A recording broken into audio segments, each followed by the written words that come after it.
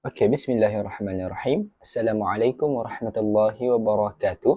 Alhamdulillahirabbil alamin. Assalatu wassalamu ala asyrafil anbiya'i wal mursalin wa ala alihi wa ashabihi ajma'in. Yang pertama, syukur kepada Allah Subhanahu wa taala di atas kurniaan dan limpah rahmatnya dapat saya menyelesaikan tugasan ini, iaitu tugasan pembentangan bagi pengajian hadis. Kedua, selawat dan salam ke atas junjungan besar Nabi Muhammad sallallahu alaihi wasallam. Sebelum saya meneruskan pembentangan saya, izinkan saya memperkenalkan diri. Saya Tuan Muhammad Firdaus bin Tuan Marzuki daripada T1 semester 2 kelas 10, dan pada hari ini saya akan membentangkan dalam subjek ataupun dalam kursus pengajian hadis, iaitu tugasan pembentangan.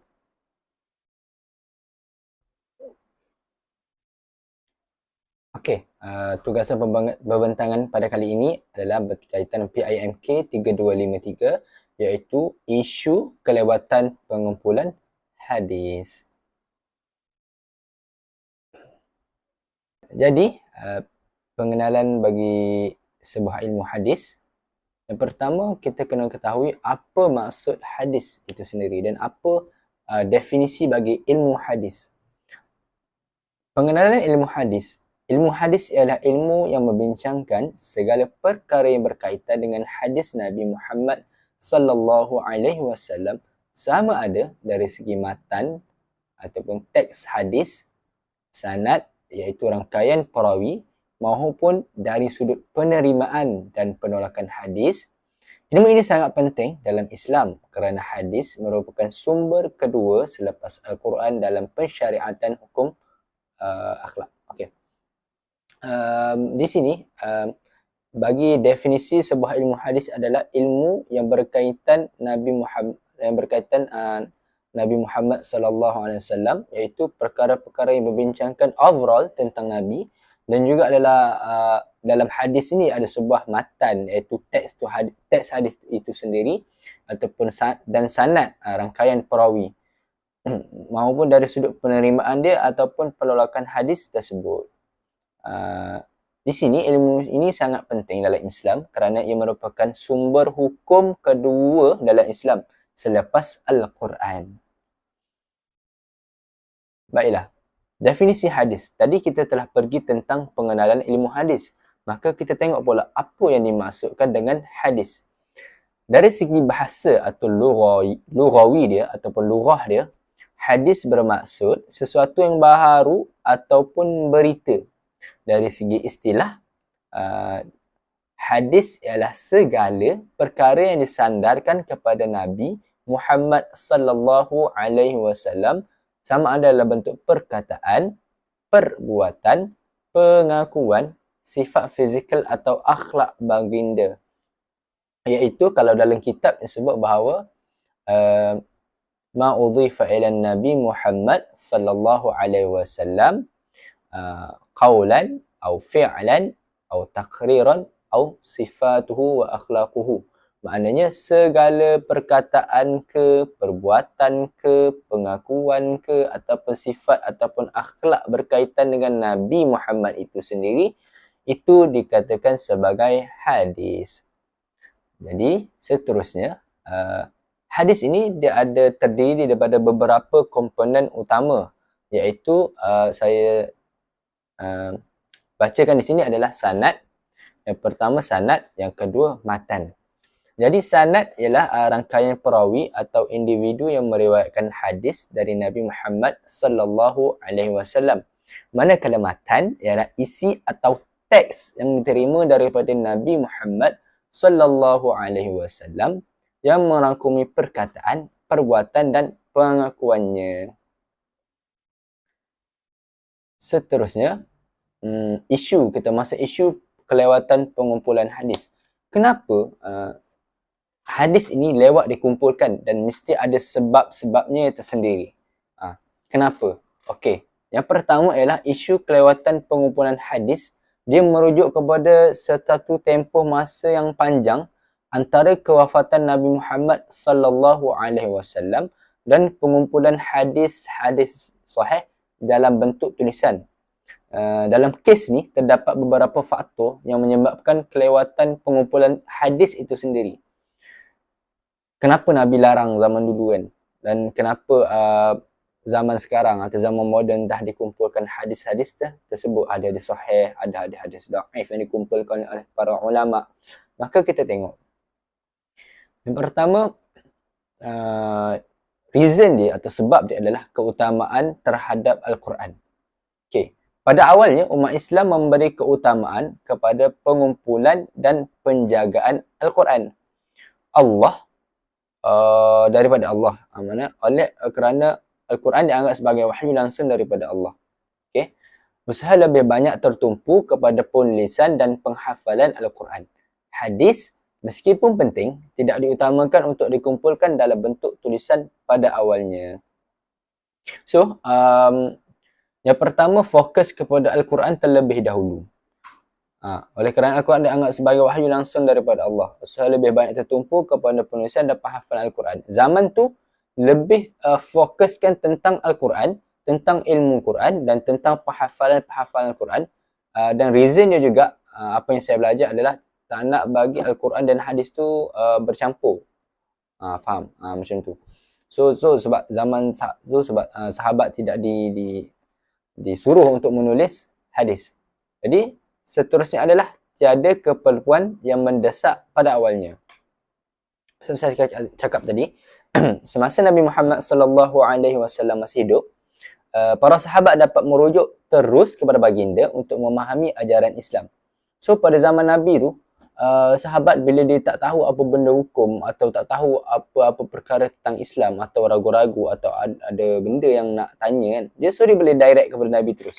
Sebab apa? Sebab kelebihan sahabat pada zaman itu adalah mereka dapat hidup zaman Nabi dan bila ada apa-apa permasalahan tentang Islam, maka terus mereka dapat merujuk Nabi dengan pantas, dengan segera. Sebab apa? Sebab dia orang hidup zaman Nabi.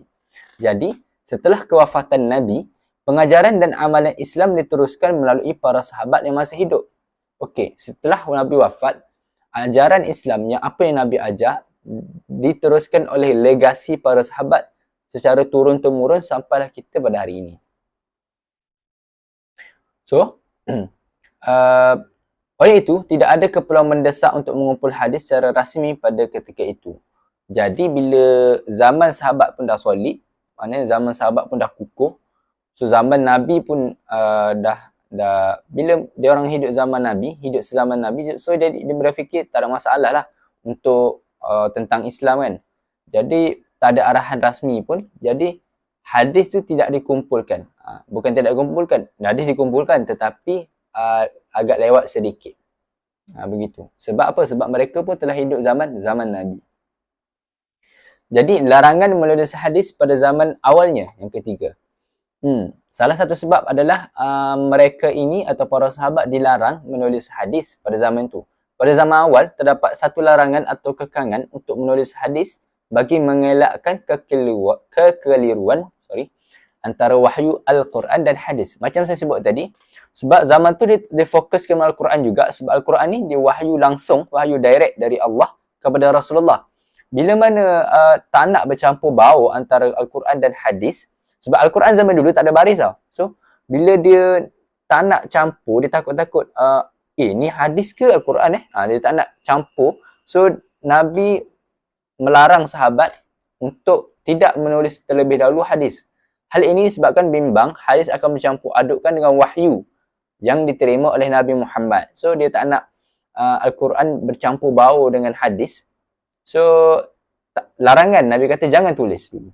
Larangan ini lebih ketara pada zaman Khalifah Abu Bakar dan Umar Al-Khattab. Sehingga kan pada zaman Khalifah Abu Bakar dan Umar pun still lagi benda ni dilarang. Okey, seterusnya kekhawatiran terhadap pemalsuan hadis. Salah satu sebabnya adalah risau terhadap pemalsuan hadis. Selepas kewafatan Nabi, munculnya ramai individu. Maknanya bukan seorang dua tapi ramai. Lepas Nabi wafat tu macam-macam ada kan, macam-macam isu yang timbul. Salah satunya adalah yang cuba memalsukan hadis dengan tujuan tertentu. Kadang-kadang dengan kepentingan mereka sendiri. Contohnya peniaga terung kan, contoh. Dia sebarang siapa yang memakan terung maka dia boleh masuk syurga. Itu sebuah hadis palsu. Contoh yang direka-reka oleh peniaga untuk kepentingan mereka sendiri. Jadi oleh itu, untuk memastikan kesahihan hadis itu, pengumpulan dan penulisan hadis ditangguhkan sehingga satu sistem penilaian ketat dapat dibangunkan. Ini termasuklah kajian terhadap sanad, rantai perawi dan matan isi kandungan hadis. Maafkan saya. Jadi, seterusnya adalah tentang kehadiran ramai perawi pelbagai versi. Jadi zaman dulu disebabkan lambatnya pengumpulan hadis ni sebab perawi ni terlalu ramai dan dia orang datang dengan pelbagai version atau pelbagai versi. Selepas beberapa generasi kan, dah ramai, beberapa generasi, beberapa kurun ke kurun, beberapa keturunan ke keturunan, beberapa generasi ke generasi, lebih ramai perawi hadis muncul dan mereka membawa pelbagai versi, cerita dan riwayat. Ini menambahkan lagi kesukaran dalam memastikan kesahihan dan ketepatan hadis tu. Oleh itu, pengumpulan hadis dilakukan secara sistematik dan dengan teliti untuk mengelakkan kesalahan atau penyelewengan. So, bermula dari sinilah bilanya dah datang kekhawatiran, dah datang banyak perawi, dah macam-macam cerita tentang hadis Nabi kan. So, barulah slow-slow start dikumpulkan secara sistematik dan juga secara teliti supaya hadis tu terpelihara. Seterusnya, proses pengumpulan yang teliti. Jadi, agak lambat hadis itu dikumpulkan dan dibukukan kerana penelitian harus dijalankan dengan betul-betul tekun. Proses pengumpulan yang teliti maksudnya pada abad kedua Hijrah, para ulama mulai menyusun dan mengumpulkan hadis secara lebih sistematik. Maknanya secara tekun. Ulama ni bila dia buat kerja, dia buat sesuatu benda, dia buat sesuatu bidang dia akan buat betul-betul dan bersungguh-sungguh sebab ini soal agama. Apatah lagi tentang hadis Nabi. Kata-kata Nabi. Semua berkaitan pada Nabi. Kalau tersalah langkah, itu telah menjadi satu fitnah kepada Nabi. Maka ulama' mengambil jalan untuk berhati-hati dan betul-betul jaga Nabi sehingga kan pengumpulan hadis ini efek dia lewat sikit sebab ulama' perlu teliti dengan betul-betul. Nak cek. Dan sistem pun perlu lebih yang sistematik. Jadi salah seorang yang terkenal dalam usaha ini adalah Imam Bukhari dan Imam Muslim. Imam Bukhari dan Imam Muslim ni antara perawi hadis yang paling masyhur dan yang paling sahih. Yang menyusun hadis-hadis sahih berdasarkan kriteria ketat yang mengutamakan kesahihan sanad dan keabsahan matan.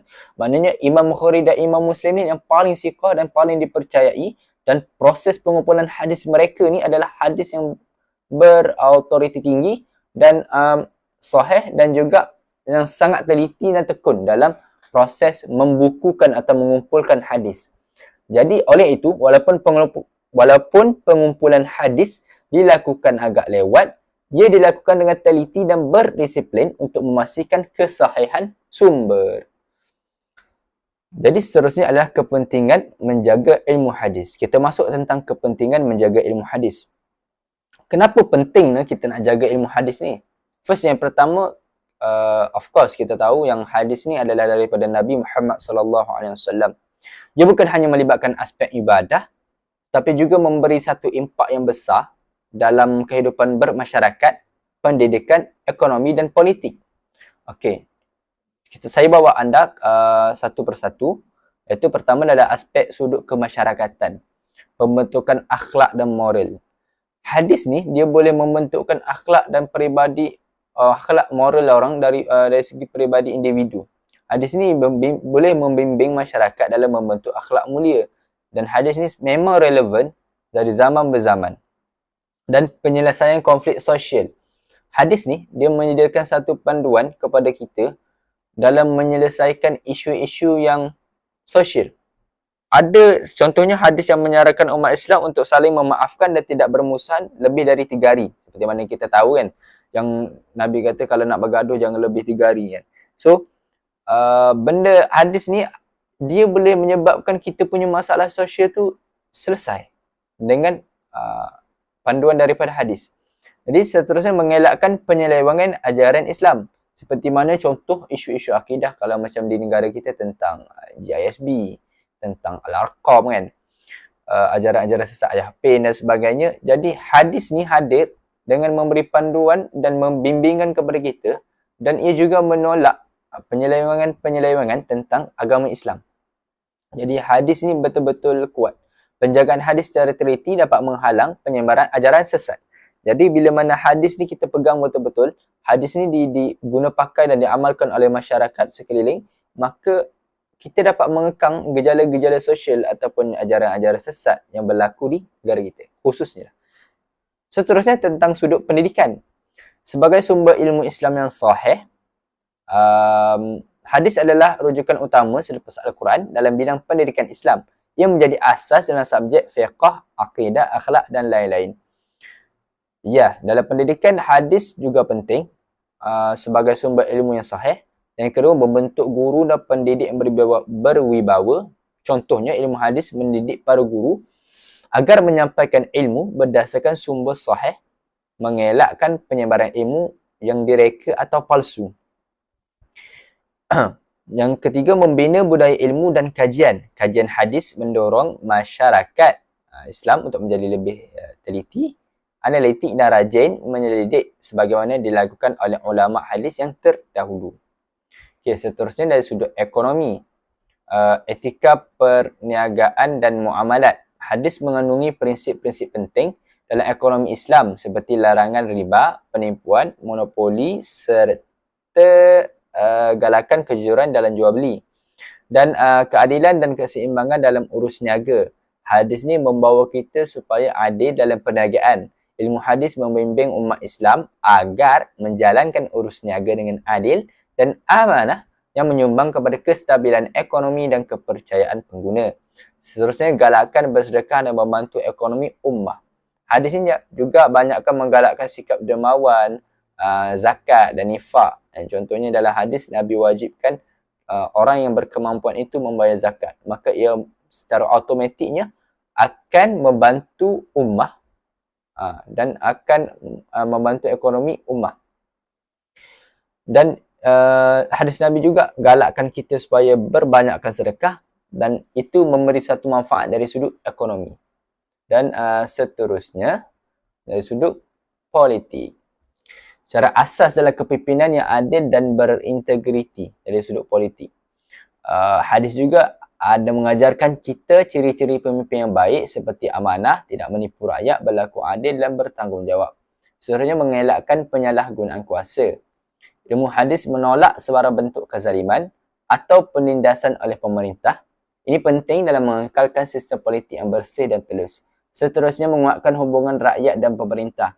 Hadis juga memberi satu garis panduan kepada kita dalam hubungan antara pemimpin dan rakyat agar berlaku dalam semangat nasihat, taat yang syar'i dan menjaga maslahat umum. Jadi secara kesimpulan dan rumusan yang saya boleh buat adalah menjaga ilmu hadis adalah satu keperluan penting. Bukan sahaja keperluan penting, tapi dia satu kewajipan kepada kita sebagai umat Islam dalam memastikan kelangsungan kefahaman Islam yang tulen dan sahih. Dari sudut kemasyarakatan, hadis membentuk akhlak mulia dan mewujudkan masyarakat harmoni. Dalam bidang pendidikan, dia menjadi sumber rujukan utama dan melahirkan budaya ilmu yang berkualiti. Dari sudut ekonomi, menjadi pembimbing umat Islam ke arah urus niaga yang adil, beretika dan bebas daripada penindasan atau kezaliman.